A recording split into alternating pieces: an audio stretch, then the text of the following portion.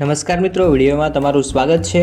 એક reality TV સ્ટારે તેની આપવીતી જણાવતા કહ્યું છે કે તેણે ખરાબ આદત પડી ગઈ હતી કે સપ્તાહમાં 6 દિવસ રોમાન્સ માટે સાથીદાર શોધતી રહેતી હતી, પણ 8 વર્ષ પહેલાં તેણે આ કુટેવ પર કાબૂ મેળવી લીધો હતો। હાલમાં તે રિલેશનશિપ ગુરુ બની ગઈ છે। વધુમાં કહ્યું છે કે ત્યારે તે ખરાબ પુરુષોની સંગતમાં આવી ગઈ હતી અને 700થી વધારે પુરુષો સાથે શારીરિક સંબંધ બાંધ્યા હતા।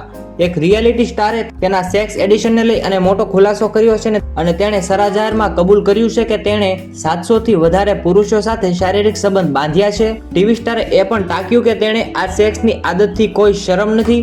આવી રીતે આ સમાચાર સામે આવ્યા છે કે કોણ છે આ 700થી વધારે પુરુષો સાથે સંબંધ બાંધનાર વ્યક્તિ, તેના વિશે વાત કરી। આ રિયાલિટી ટીવી સ્ટારનું નામ બેલિન્ડા લવ રાયગિયર છે।